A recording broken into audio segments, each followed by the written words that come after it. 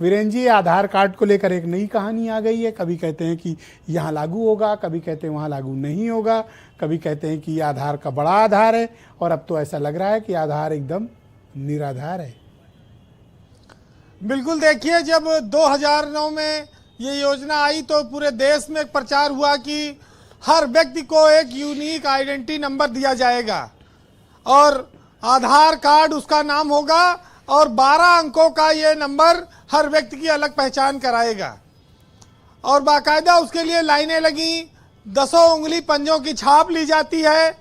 आधार card बनाने में photo तो खैर माशाअल्लाह है, आज तक आधार कार्ड पे किसी की फोटो मेल खा ही नहीं पाई, पता नहीं कौन से कैमरे से खींची जाती है।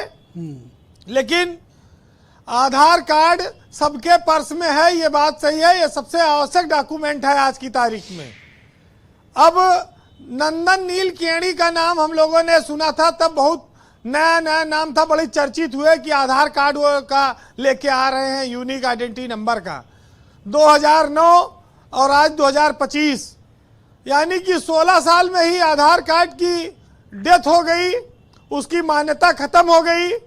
और अब कौन सा कार्ड में बनेगा जिससे हमारी पहचान रहेगी, अभी तक उस पर कोई स्पष्टता नहीं है। हालांकि पहले बैंक के पासबुक से भी लोगों का पता चल जाता था और ड्राइविंग लाइसेंस तो था ही, तब फोटो भी बहुत जगह नहीं लगती थी, फोटो लगने लगी, बहुत सारे परिवर्तन आए। लेकिन आधार कार्ड को लेकर जितनी विश्वसनीयता इस देश के जनता में है उतनी शायद सरकार में नहीं है। शायद वो मानती है कि आधार कार्ड अधिकतर फर्जी हैं, लेकिन सबकी जेब में आधार कार्ड है और वे मानते हैं कि बहुत आवश्यक डॉक्यूमेंट है, लोग इसको सुरक्षित करके अपनी अटैची में, अपने पर्स में रखते हैं।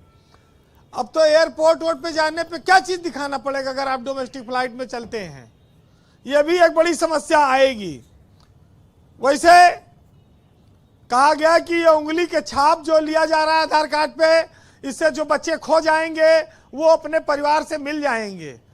कई सालों से बिछड़े हुए लोग, कहा गया, आधार कार्ड की वजह से मिलने लगे हैं। अब उसके बाद ये शुरुआत में कुछ दिन शोर सुनाई दिया, फिर आजकल गुमशुदा लोग अब नहीं मिल रहे हैं आधार कार्ड से।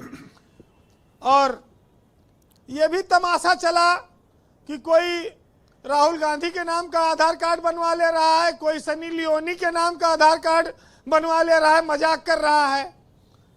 तो भारत जैसे 150 करोड़ की आबादी वाले देश में कोई ऐसी रेगुलेटरी सिस्टम नहीं है कि वो मजाक बनने से बच जाए, जहां हर आदमी को जिसमें शामिल किया जाएगा।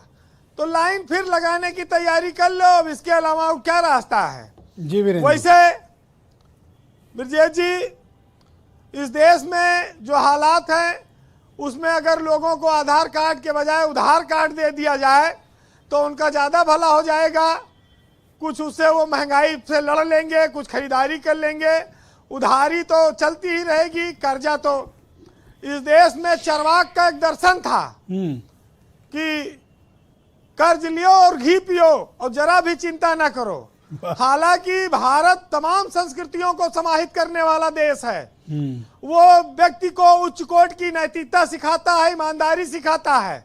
लेकिन चरवाक भी एक दर्शन रहा, चरवाक ऋषि रहे और उन्होंने कहा कि खूब कर्जा लियो घी पियो, क्या मरने के बाद दोबारा पृथ्वी पर जगत में थोड़ी आना है। तो ये महान दर्शन है, ये बहुत महान दर्शन है। हाँ, और ये सुविधा सबको मिलनी चाहिए, कर्ज लो घी पियो फिर निकल लो। जी कंक्लूड जी, एक चीज आप ये जान लीजिए कि कितने दिन से अजय उपाध्याय समझा रहा हूँ इसकी पालना करो, कर्ज लो घी पियो, मान कहा अगर आधार कार्ड नागरिकता का प्रूफ नहीं है जी, पते का प्रूफ नहीं है, डोमिसाइल का प्रूफ नहीं है, वोट देने का प्रूफ नहीं है, डेट ऑफ बर्थ का प्रूफ नहीं है, तो फिर आधार कार्ड से क्या काम होगा बताइए। होटल में जाए खाली कमरे बुक हो सके, दिख रहे अलावा तो और ज्यादा आधार कार्ड के हमें नहीं लगता है कोई उपयोगिता रहेगी। अब उसमें भी रिस्क है रूम बुक करने में। वैसे आपको बताऊं रिस्क बहुत है। ये आधार कार्ड जब ब्रजेश जी शुरू में लगा तो 5 बजे सिंघल साहब मुझे अक्सर ये कहते थे कि वो कहीं भी अपना आधार कार्ड नहीं देते हैं। लंबी लाइन लगी थी आधार कार्ड सेंटर के बाहर जी। तो एक आदमी भीड़ में से निकल के जाए गेट पे दौड़ के पहुंचा, तब तक 5 लोगों का पकड़ के खींच के पीछे कर दी। फिर थोड़ी देर बाद वो गया, फिर 5 पीछे कर दे खींच के। जब 5-6 बार ये क्रम चला तो वो चिल्ला के बोला, सालों आज दिन भर लाइन में खड़े रहो, मैं आज ऑफिस खोलूंगा ही नहीं। तो ये ऑफिस के आदमी को भी घुसने नहीं दे रहे थे। Thank you. ये हाल है जी।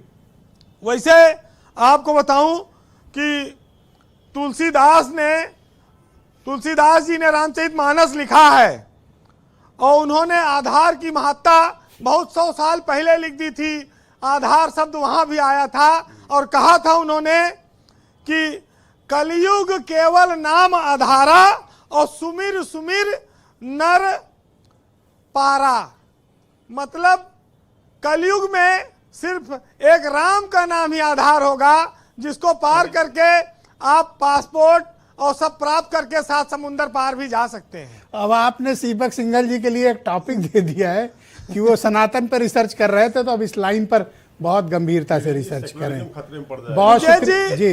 इस देश में कंक्लूड करने वीरेन जी, बहुत सारे बड़े बड़े विद्वान लोग हैं, देश की चिंता करने वाले लोग हैं, उनको बहुत सारे विषय भी मिलते हैं। उनके लिए भी 4 लाइन सुन लीजिएगा कि अपराध भाव की व्यथा मिसरे बना गई और अनुभूति आत्मग्लान की गजलें लिखा गई और चिंता तो मुझे भी देश के लिए बहुत थी, मगर जब पेट भर गया तो नींद आ गई। बहुत शुक्रिया वीरेन जी, आपका बहुत धन्यवाद। ग्राउंड जीरो से अपना फीडबैक, ओपिनियन, स्पिरिचुअल और ग्राउंड जीरो की इंफॉर्मेशन हम सब तक पहुंचाने के लिए आपका धन्यवाद। दूसरा चरण शुरू करते हैं। संजय सिंह